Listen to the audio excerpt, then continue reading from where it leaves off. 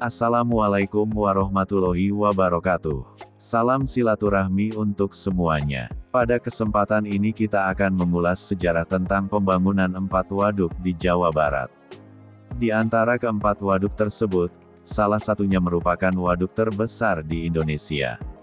Sebelum melanjutkan pembahasannya, jangan lupa subscribe Acim Channel, agar channel ini dapat berkembang. Terima kasih.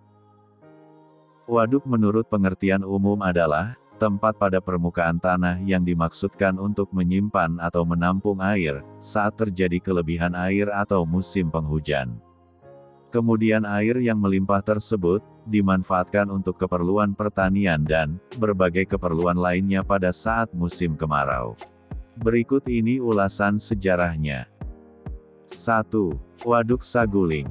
Waduk Saguling merupakan salah satu waduk buatan yang membendung aliran Sungai Citarum. Waduk ini terletak di Kabupaten Bandung Barat, dan berada di posisi teratas, yang berarti merupakan pintu pertama bagi aliran Sungai Citarum. Awalnya bendungan ini hanya direncanakan sebagai penghasil energi listrik. Namun fungsi bendungan semakin berkembang, seperti untuk perikanan, agrikultur dan pariwisata. Pembangunan Waduk Saguling tak bisa dipisahkan dari adanya gagasan besar seorang insinyur berkebangsaan Belanda, yaitu Profesor Irsinyur W.J. van Blommestein. Ia memiliki ide besar, ingin mengintegrasikan seluruh saluran pengairan di Jawa Barat. Kala itu, Blommestein melakukan pengumpulan data di Citarum sejak dekade 1920-an.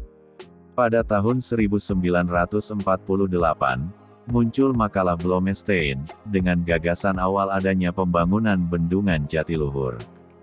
Blommestein lalu merencanakan waduk tambahan yang seiring pertumbuhan penduduk.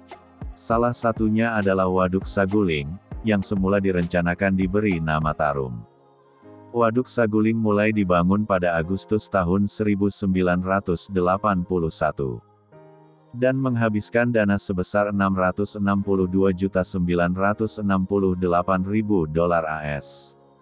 Biaya tersebut termasuk biaya pembebasan lahan yang menenggelamkan 49 desa. Pembangunan Saguling menghabiskan waktu yang cukup lama hingga dapat dioperasikan pada 1985.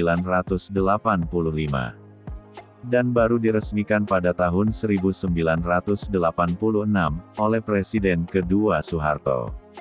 Waduk ini kemudian dikelola PT Perusahaan Listrik Negara, untuk memasok listrik kawasan Jawa Madura Bali.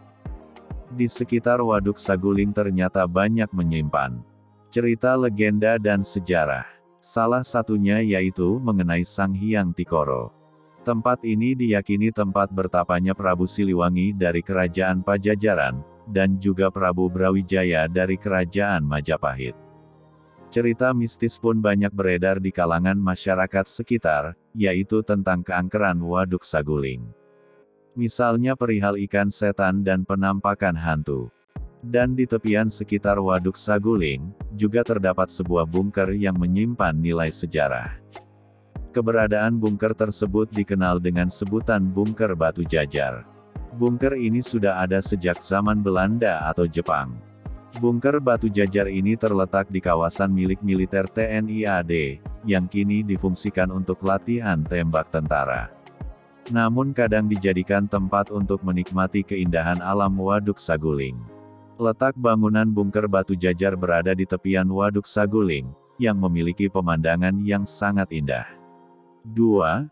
Waduk Cirata. Waduk Cirata merupakan salah satu dari trio waduk ternama di Indonesia, Waduk Jatiluhur, Cirata, dan Saguling. Bendungan Cirata berbentuk genangan air yang sangat luas atau disebut danau yang mengaliri 3 kabupaten, yakni Cianjur, Purwakarta, dan Kabupaten Bandung Barat. Waduk ini menopang kegiatan pembangkit listrik tenaga air PLTA terbesar se-Asia Tenggara, sekaligus menjadi tempat untuk budidaya perikanan, pertanian, pengendali debit air, hingga transportasi air. Sejarah Waduk Cirata. Setidaknya ada 5.000 tenaga Indonesia dan asing yang bahu-membahu menyokong pembangunan Waduk Cirata, yang dimulai pada tahun 1982 hingga 1987 ini. Proses pembangunannya dilakukan dengan cara membendung Sungai Citarum. Waduk Cirata meliputi wilayah seluas 43.777,6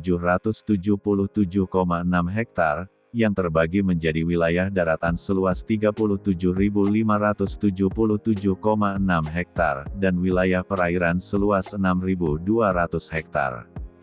Pembangunan Waduk Cirata digagas dengan tujuan untuk memenuhi kebutuhan listrik di wilayah Jawa Bali.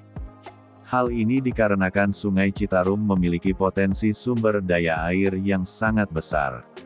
Potensi inilah yang dimanfaatkan oleh PLTA Cirata sehingga menjadi PLTA terbesar se-ASEAN.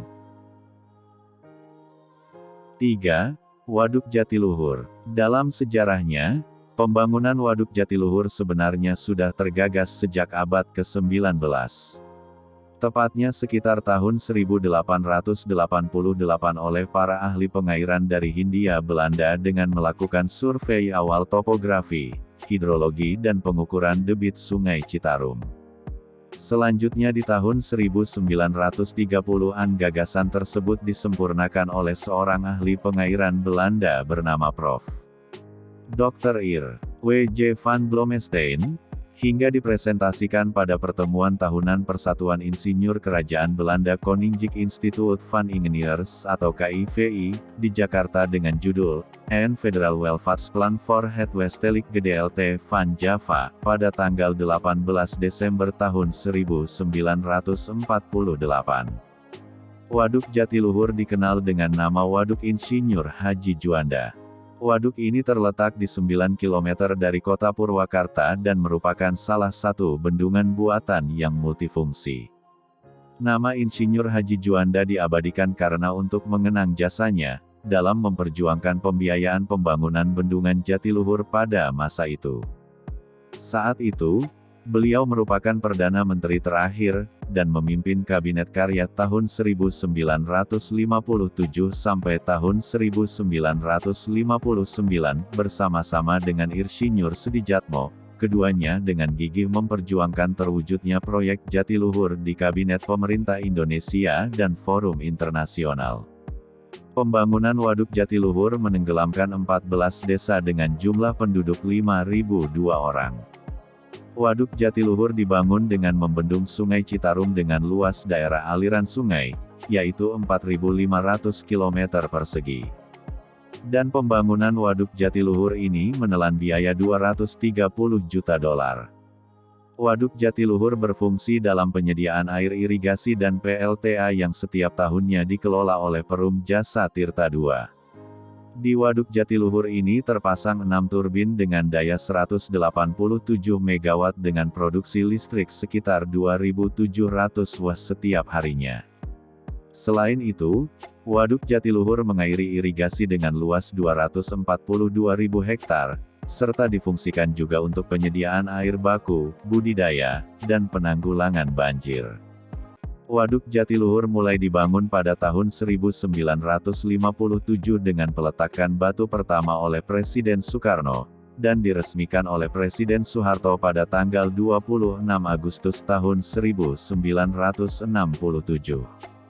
Kini Waduk Jatiluhur sebagai objek wisata, dan terdapat budidaya ikan keramba jaring apung yang menjadi daya tarik bagi para wisatawan. Dan yang terakhir yaitu Waduk Jati Gede Sumedang. Waduk Jati Gede merupakan sebuah waduk yang terletak di Kabupaten Sumedang, Provinsi Jawa Barat. Waduk Jati Gede dibangun dengan biaya anggaran hingga mencapai 467 juta US dollar. Pada saat awal pembangunan, waduk ini dibangun dengan membendung aliran Sungai Cimanuk di wilayah Kecamatan Jati Gede, Kabupaten Sumedang dengan kapasitas tampung 979,5 juta meter kubik air. Waduk Jati Gede merupakan waduk terbesar kedua di Indonesia. Waduk Jati Gede pun memiliki fungsi utama untuk sarana irigasi dan pembangkit listrik tenaga air PLTA. Selain itu juga berfungsi sebagai sarana budidaya perikanan air tawar, sarana olahraga air, sarana rekreasi, dan lain sebagainya. Waduk Jati Gede difungsikan sebagai pusat pengairan untuk 90.000 hektar lahan pertanian produktif di Kabupaten Cirebon, Kabupaten Indramayu dan Kabupaten Majalengka. Selain itu, air dari Waduk Jati Gede juga akan dimanfaatkan untuk pembangkit listrik tenaga air PLTA, berdaya 110 MW, yang saat ini tengah dibangun oleh PT PLN Persero.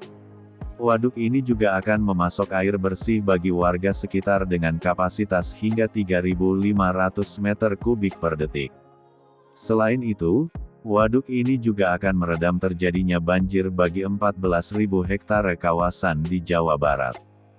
Bendungan Jati Gede ini sudah mulai direncanakan pembangunannya sejak awal 1980-an, dan baru benar-benar mulai dibangun konstruksinya pada awal tahun 2000-an, dan baru benar-benar selesai dibangun dan diairi pada tahun 2015. Perjalanan panjang proses pembangunan bendungan di wilayah Sumedang dan dekat perbatasan Garut dan Majalengka ini menghasilkan struktur bangunan yang sangat masif dan menggetarkan perasaan. Bendungannya sangat besar dan tinggi, ini membuktikan kemampuan rancang bangunan putra-putri terbaik Indonesia. Itulah ulasan singkat tentang sejarah pembangunan 4 waduk di Jawa Barat. Terima kasih telah menonton video ini, jangan lupa subscribe Achim Channel agar channel ini dapat berkembang. Terima kasih.